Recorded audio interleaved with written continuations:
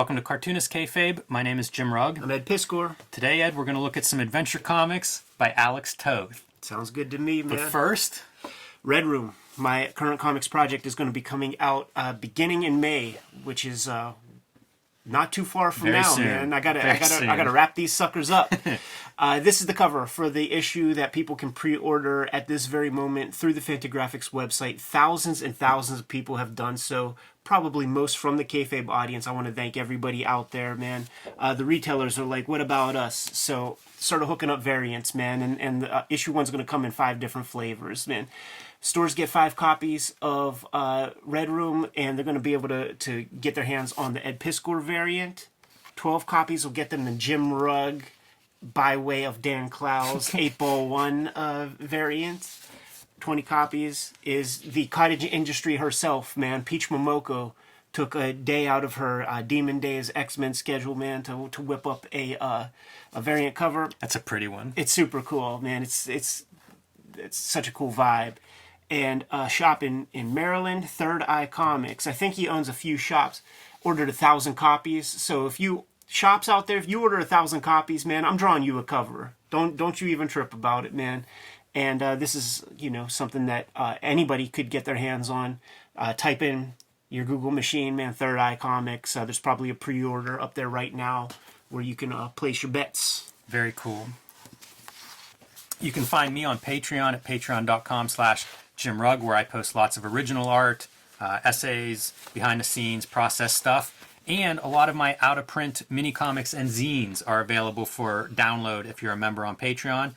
The latest one is Notebook Drawings 2011-2012. This is from my art show at I Am 8-Bit of ballpoint pen drawings on notebook papers. This was the catalog we made for the show. It sold out very quickly, and so people always like these whenever they pop up online, and I figured it'd be a good thing to share with my patrons, so you can find this for yourself at patreon.com/Jim Rugg. But we're here today, Ed, to talk about one of my favorite cartoonists, Toth. This was a recent acquisition of mine, so I was super excited to have a chance to review this story in person and to bring it on here and share it with everybody. These adventure comics are a little bit older. This is, I think, 1972 is date of publication, so as you go back in time, these comics get more and more expensive and harder to find. Adventure Comics at this time was an anthology, and Toth did a couple of Black Canary stories.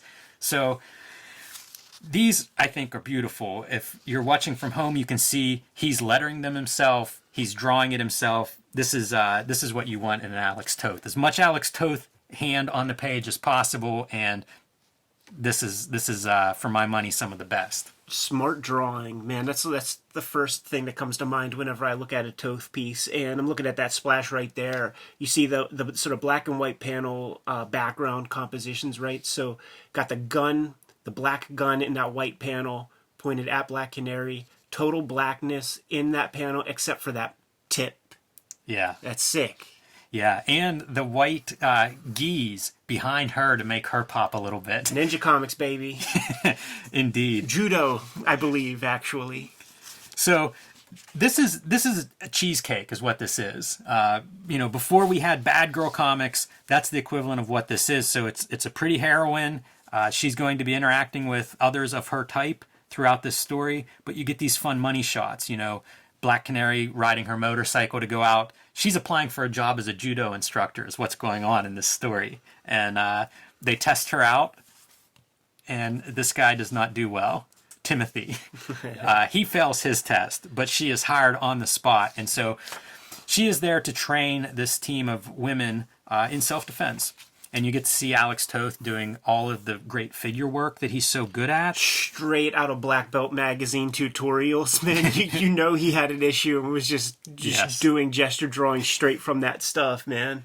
He's so good with the black and white, though. You see it alternating, every other panel with the black backgrounds. And then you just see it in this- the killer silhouettes, just little simple figures. Just doing like interesting stuff like that. As the letterer, you can allocate space for your lettering and do fun things like that with the panel borders that these other guys in this issue couldn't do. He's so good with the lettering and with the layouts, like the readability of these kind of things. It's one of those it's one of the skills in comics that I think don't get talked about enough because it's kind of a weird thing to describe and explain, but they're so readable. Like everything flows exactly as your eye moves across the page. It's the Jobber comics and the assembly line comics where you get these like floating all over the place dialogue bubbles and thought balloons. It's very simple. Start up there, and in Western culture, we read this way. Very simple. It really put is. the stuff at the top, and fill your images underneath. Like If you're going to have a panel that stretches a couple of rows, it goes on the left. exactly. I just read a comic recently, and it was all of these multi-row panels that were on the right. And it's just so frustrating. Like, how does this... Are you reading this direction? How does this work? It offends me because that's the kind of thing when your wife says, "I don't know how to read comics." That's what she's talking about. You get to that, and then it's like, what do I do with this? Yeah, 100% right. I like looking through and seeing, because he's lettering, he does his own sound effects, what an effect that has. They're so minimal that whenever they're used, it's part of the graphic impact. Totally, it's iconic. Really pops. And pop is a good word for it, man, because it is like perfect pop art. I love these panels that have the extreme close-ups in the foreground of her. Kind of a cool way to do your establishing shot and let us know that she's seeing this, that she's seeing through the door. But that extreme close-up, very graphic. I love the bad girls, man. Yes. Yeah, they've turned on her. The team that she trained is part of the bad guys. And they're talking about how they're going to use all the skills that she taught them. That shit was like 2 panels, man. So it's like the Matrix, where it's like, hook them up to the machine. I think I know karate now. Very much. Man, I was thinking about that recently and how we have access to like a million tutorials.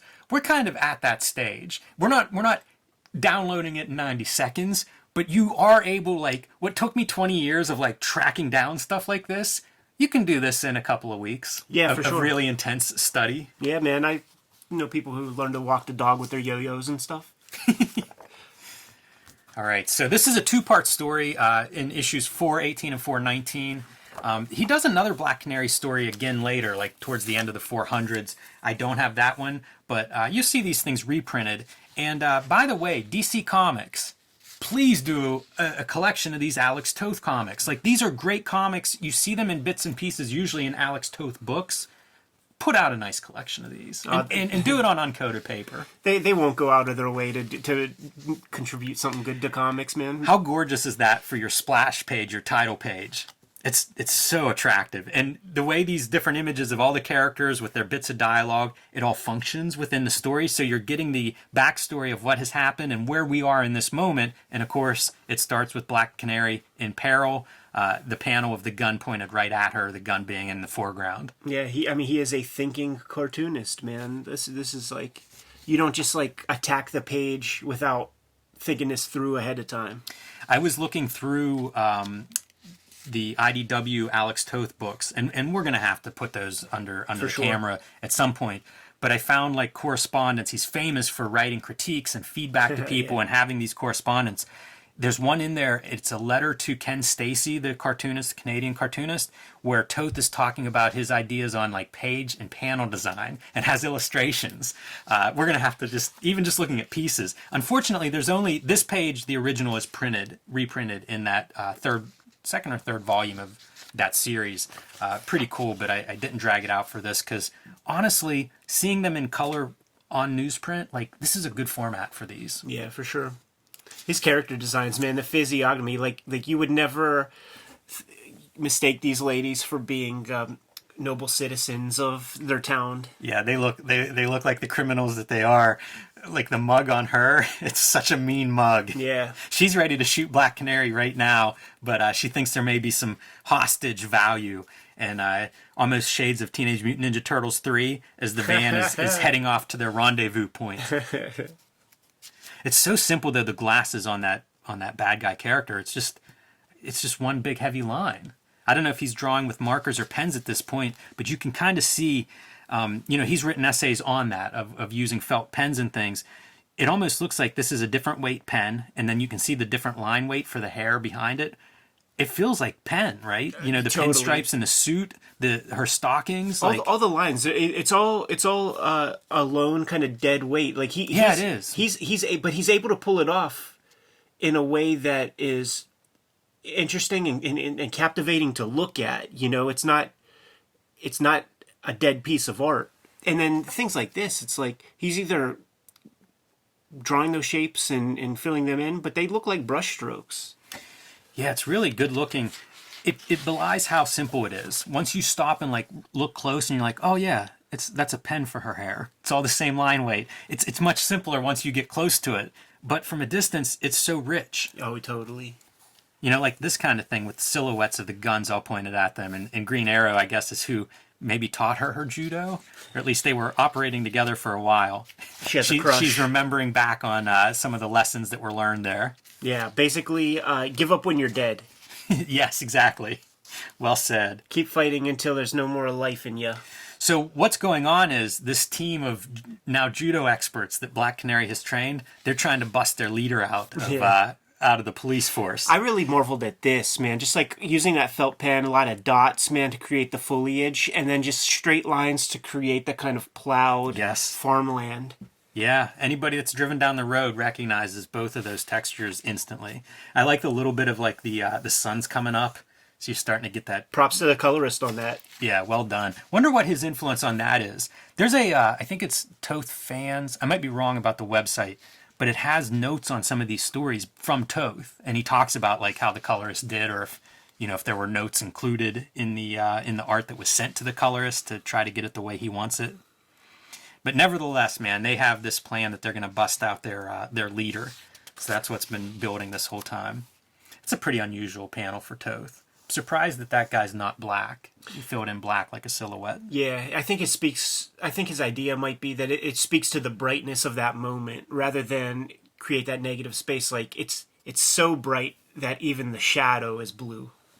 Yeah, you almost wonder if he would have been better off being like the white of the page. That'd be sick. You know, if you're really trying to push that brightness. And if that's true, and Toth has written about this story, you can bet he's coming down on the colorist if this is not the way he envisioned it. Jaime Hernandez used this pose on the back cover of volume 2 of Love and Rockets. Man, it's a real effective. There's good weight to that. I like that one, and I like the follow-up because she's kicking these two in the face. What a weird composition for that. Like the horizontal legs, and you can see both of the masks that she's landing those high heels into. But it's kind of that's a really strange panel. It works great. I love it, but it's not one I've seen before. So Jimmy, who's the leader of the girl gang? None other than Catwoman, still in costume as they're taking her to the serve her prison term or whatever. She's in custody and wearing that getup. When you see that last piece, man, and you see Catwoman, it's like, wow, I would have liked to just seen the whole comic with 2 cool costume characters running around fighting each other or something. Yeah, it's so good looking, like the shadow from the hair. You get the one eye looking in. Very natural that she's like bent over looking into the back seat to see who's there. That's what I mean too by cheesecake, right? Like, I mean, this whole story revolves around these feisty girls, women in costumes, and it just looks like Toth having fun, right? Yeah, very fun to read. I love his lettering too. Surprised more cartoonists don't letter their own work.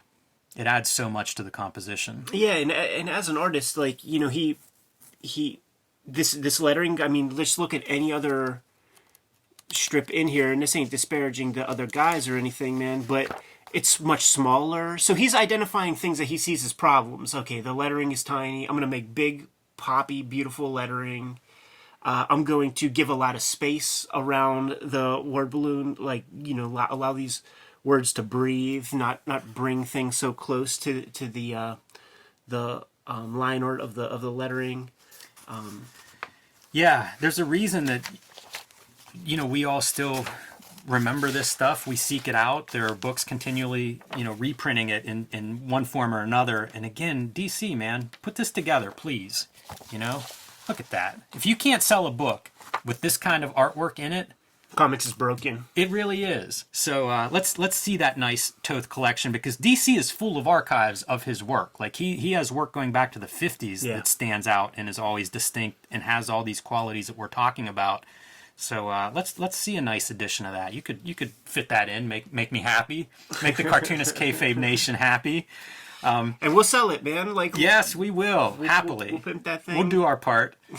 But I was super excited to pick these up recently from a shop in Florida, and very excited to bring it here and put it under the camera and share it with everybody. You know, I encourage everyone, if you're not into Toth, if you haven't seen much Toth, there are books on Toth out there. Like, track him down and spend some time with this cartoonist, because there's no other cartoonist quite like him. Fun to read. You hear a lot of, in various interviews, mention of the Toth Black Canary. Never read this stuff. Got to check that off the bucket list right here. And if you're good, Jimmy, I'm good. Yep. Kayfabers, like, follow, subscribe to the YouTube channel. Hit the bell. We'll notify you when new vids are available. Jimmy, what do you have? Patreon.com/JimRugg. You can join me there. Download some of my out-of-print zines and hard-to-find mini-comics. You can also see lots of original art and how I make comics, and notes on things like Alex Toth Black Canary comics. So patreon.com/JimRugg. There's a link below this video to that.